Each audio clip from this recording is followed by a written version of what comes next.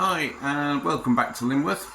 Not had a video for a while, so here's a quick update of where we're up to, and also a quick look at the my latest edition, which is the DCC Concepts Mimic Panel. Let's have a look round first of all. A couple of trains here in Lyneworth station itself, which is the preservation station and branch line. It works as both. Little bits more detail, like little bits of grass and little bits of weeds in there. The signals are on red there, as you can see. Then over here we have the turntable, and in the corner the fueling station. We've got the coaling station and water station there for the branch line. Fueling station here. Little problem here, this bit of hard standing here is too close to the edge, and some of the bigger locos just sort of catch on it, so I'm going to have to do some fiddling here. Not sure I'm going to do that yet, but that's to be worked on. Backman Collectors Club exclusive edition. Love that little loco, it's great. There we go. And the turntable. And then lots of bits more, the carriage, the cleaning area and platform servicing, offices and a car parked outside. And then we get over to the engine shed here, which is for the preservation area. All looking good. And down below got a couple of locomotives on the Fiddle Yard. Got the Kiwi Rail, which comes from New Zealand, obviously. My son lives there and he sent me this one. So Kiwi Rail locos, often double-headed as well. Common sight pulling these container wagons. Class 66 at the back there with China clay wagons. Let's have a look around the other side. Let's use the mess underneath. So we've got the tunnels coming out there. So the up and down main are the two on the grey ballast, and then the brown ballast is the branch line, which goes up to Lyneworth, and that goes round there and through the woods where the deer are, and then up through the village there, and the up and down main here. So we've got the signal box there, and then we've got the TMD here.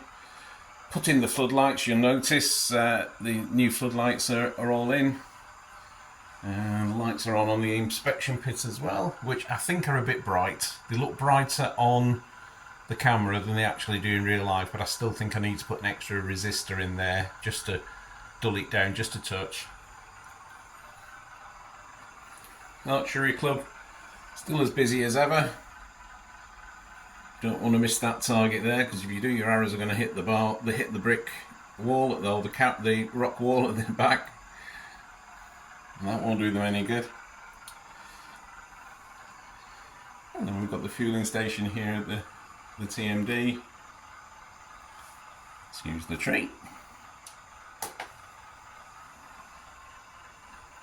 And then here we have the switches for the station signals. Okay, so these switches operate one of each of the main signals in the station. So if I come over here, so we'll come down a little bit, you can see here we've got the stations. So here we've got number 3, change to green, and then number 2, and then over there number 1. I've got a couple of trains in the station here, Hogwarts Express there. Obviously must be platform 9 3/4.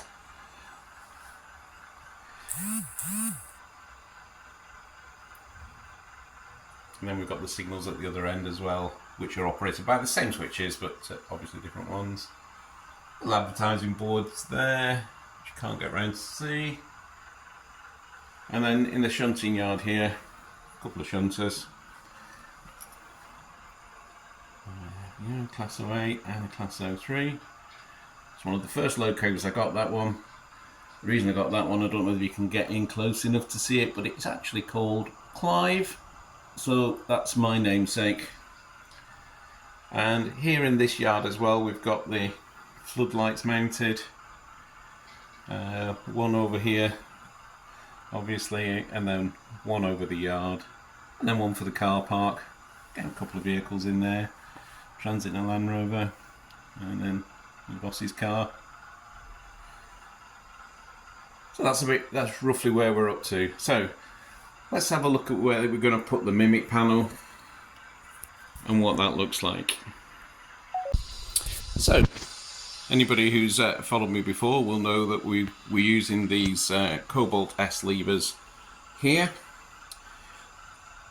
Black ones are all for the points up at Lyneworth station, which is this area up here on the upper level, and the yellow one is for the signals, the semaphore signals, and these are spare because I'm going to put more signals in up on Lyneworth, and these levers will be spare ones to operate those. The Fiddle Yard itself, all the points are controlled through the DigiTrack system.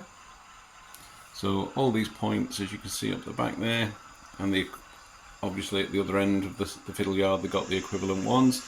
They're all controlled by the DigiTracks through an accessory bus.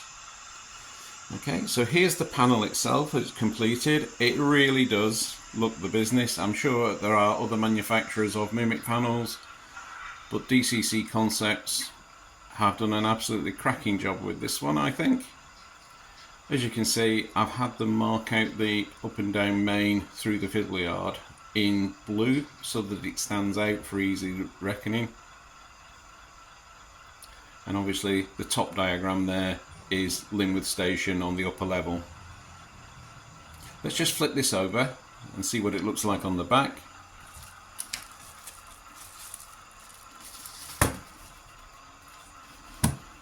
Okay, so here we have 3 alpha Mimic panels and all the appropriate wiring, and looking at how fiddly this is, I'm actually quite glad I left it to people that know what they're doing. These, for everybody's information, are not cheap. They are a fair price, but I don't think they're ridiculously expensive for what they are. This comes framed, it's printed on laminate, it's all framed, so it's very, very sturdy, and all the wiring's done, and it includes all the Mimic panels, as you can see. So the complication we have is the fact that we run off, the points are run off 2 different systems. One is the Cobalt S levers, which if we just go down here, connect into here, which is the alpha sniffer, yeah, and that creates an accessory bus which goes up to the upper level. Now the DCC system, the DigiTracks, has a separate accessory bus, which is why on here we have 2 separate sets of connections. So I think I'm right in saying Mimic panel 1 is for Lyneworth, which is the upper level, so that will connect through the alpha sniffer to these levers. Number 2 and number 3 are connected in series. You can see the connection here, and they will connect direct to the accessory bus that comes direct from the DigiTrack system. Hopefully, once those are all connected, it should be a pretty simple job of just switching it on. All the programming has been pre-done by DCC Concepts, so fingers crossed, I'm hoping that once I just get this plugged in, then it should literally just be plug and play. I'm just going to take it into the workshop in the shed and take off the wrappings for these wires and see exactly what we've got under there. I'll be back in a second. So welcome back to the shed. So here we've got the panel. I'm going to unwrap these. Before I do, I'm going to have a look at what else has come in the packet. I got a little explanation. So this is Mimic board 1, and it tells me that point number 1, 2, 3, 4. It tells me which one, each point that's been programmed. So this is, so connector number 1 has been programmed as point number 1. So that's quite clear. So this is the Mimic board 1, which is for Lyneworth, which is up on the upper level. So that's quite simple because there's only the 6 connectors for this one.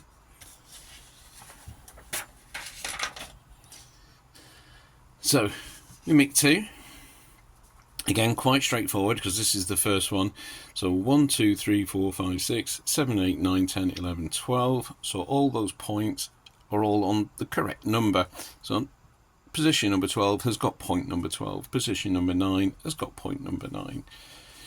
And when you put these Mimic boards in series, they automatically number themselves in sequence. So, although this says number 1, if you can zoom in there, on the board it says point number 1, it actually automatically goes to the next number, which in our case is 14 because we missed 13. We did originally have a 13, but it was a double set of points where they would always change at the same time. So I decided that there was no point in having 2 separate changing points. I would have both sets of points change on the same number, and that's number 14. So 14 and 13 change together, basically is what I'm trying to say. And then we've got 15, 16, 17, 18, 19. What else do we get? Okay, so we get some basic instructions, configuring. So it's telling you basically what to do if the lights, the LEDs are the wrong way around. So if when my points are open, the LED board says closed, then it's telling you how to correct that. Basically, unplug one of the wires, and then so if we look here, so if this one was the wrong way round, we'd unplug that one, and swap them round, and that would then change the order of the LEDs from red on and green off to green on and red off, or whichever way we need to change it. Chris at DCC Concepts has been really good and has been told me be very careful, and if you're unsure, contact me. He has made it very clear he's perfectly happy for me to give him a call and go through anything that's confusing or not up to it. Oh, there we go. So here it is. It's just showing us here. I didn't need to point it out. We've got a little diagram on the next page, which is showing you just that basically if the LEDs are the wrong way round, to switch it over. Some information for solenoid point motors, which doesn't apply to us because all mine are IP digital.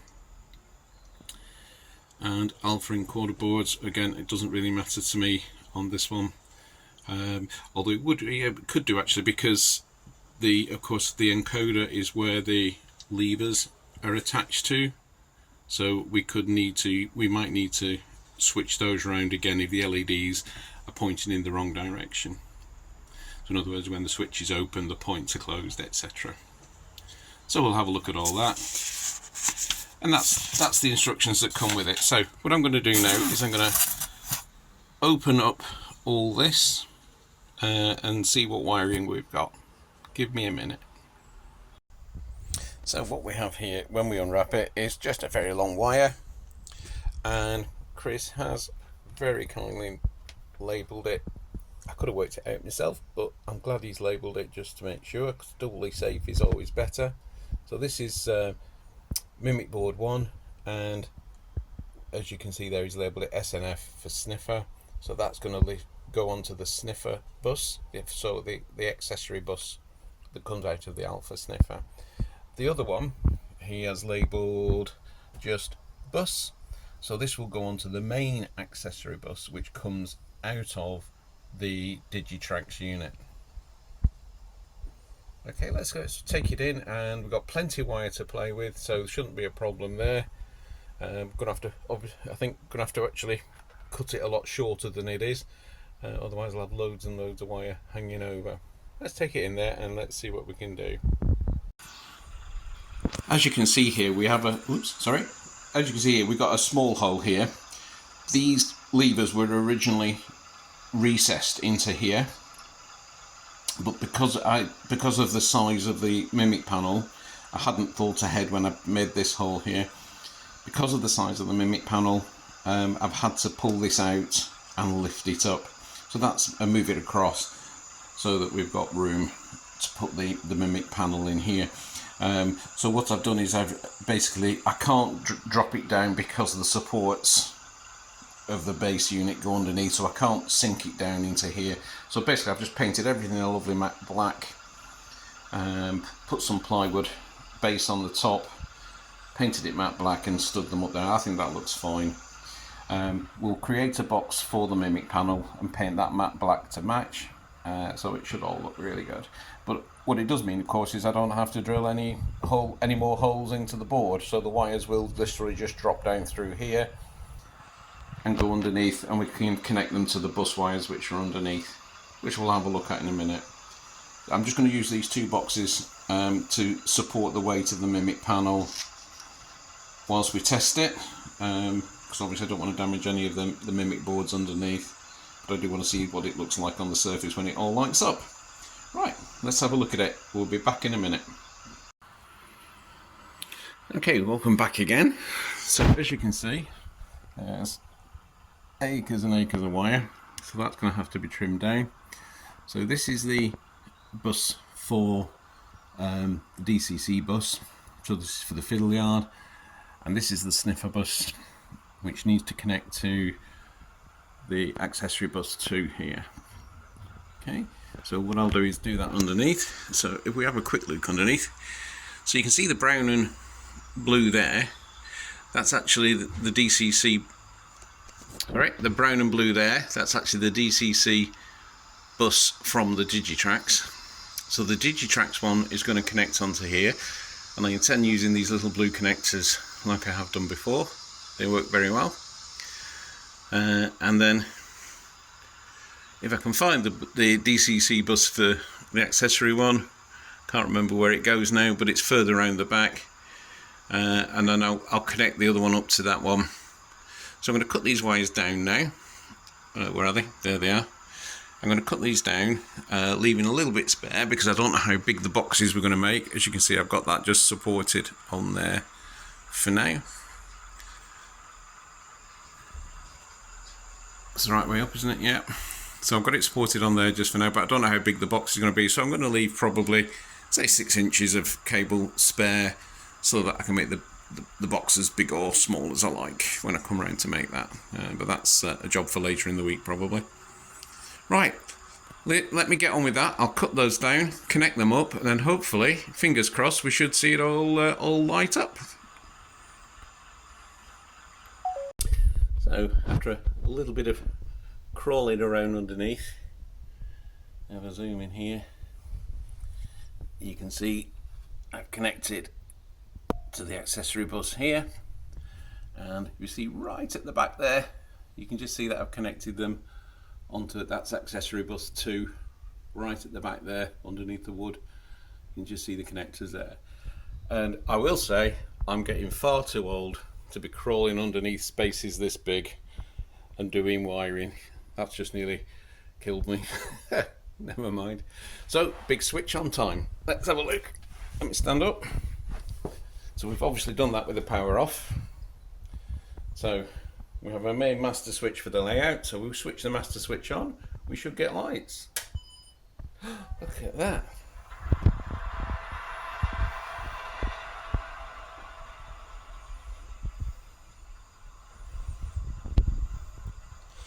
So let's have a little experiment. So lever number 1 here obviously does point number 1, which at the moment is showing red and green. So if we switch that, and this is all live, I've not tested it.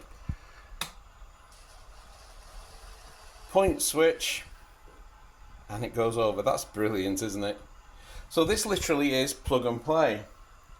The only thing that remains for me to do now is to check that these are the right way round. Okay, so let's have a quick look over at the point, which is this one here. So it's actually set the wrong way. So now this is on the left hand side of the, open to the left hand side of the Y, whereas this is open on the right hand side. So I need to switch the wires for number 1. I need to turn this over, switch for wires for number 1 the opposite way round, and that'll change the LED lighting up so that we get them the right way round to match. So let me just do that and then I'll be back in a minute. Okay, so what I've done, this is number 1 here. So what I've done is switch these two, the left and the right. I've switched them around. They are dead easy to switch, but they are a little bit fiddly because I've got, as you can see, quite big fat fingers. So they are a little bit fiddly, but relatively easy to do. You don't have to force them out or anything. They click in and out nice and easily. You do need to make sure that you keep the wires orientated the same way. So red to the left, black to the right. Don't twist them round or over. Okay, so let's turn this back over, and hopefully we should get the red and green the right way round this time. And there we go. Number 1. Open on the green, so on the left side is open, red side is closed, and if we look over at the point here, that's exactly right. So we've got open to this left hand track and the right hand one is closed. So let's just switch that over. So we move the lever and that goes to right hand open, left closed. And see if the genius technology works. Yep, there we go. That's flipped over the other way. Excellent. Well, that's a really good, really good thing. I need to now go through all the rest, just make sure they're all the right way round. Then I need to construct a small box just to support it. I think what I'll do is I'll angle it up slightly as well. Make it a little bit easier to look at, but that looks really good. What I'm going to do now, if I'm happy with this, which I think I'm going to be, is have another one here. If you remember some of my other videos, I wasn't sure what to do with this space. What I'm going to do is going to put a mimic panel up here, which will represent all the TMD, the station, and all the yards, and obviously the way out of the station as well. And for those of you who haven't seen it yet, there is a bridge to go across here, which has got a set of points on it, so that will be on the mimic panel as well. So I'm going to get them to do me another one which will go up here, a little bit bigger, and then I'll be able to see straight in front of me what's going on, and I think that'll look really cool. Brilliant. Well, let's have a look at it again. That looks absolutely fantastic. Really pleased with it. It genuinely is plug and play. Congratulations to DCC Concepts, they did a good job. I'm not sponsored by them, I didn't get this for free. I have paid full out of my own pocket for this. Not cheap, like I say, but that has worked so easy and so well. I think it's really good value for money. Well, that's it for now. I'm going to leave you and get on with checking up all the rest of these all match up. Looking at some of them now, some of them look like they do and a couple look like they don't. So I'm probably going to have to go through each one individually and just double check. Alright, well, that's all for now. We'll see you shortly on the next episode.